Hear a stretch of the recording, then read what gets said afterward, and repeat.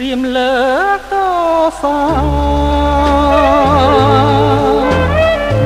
រឿងចាំងផ្លាស់ជាវិមានស្នេហ៍ថ្មីរឿងអងប្រត់ពូជារឿងកវីតែបងនឹងស្រីស្មោះស្ម័គ្រលំខ្សៃមិនបងគ្នារឿងពីអតីតគិតថាយល់សុខ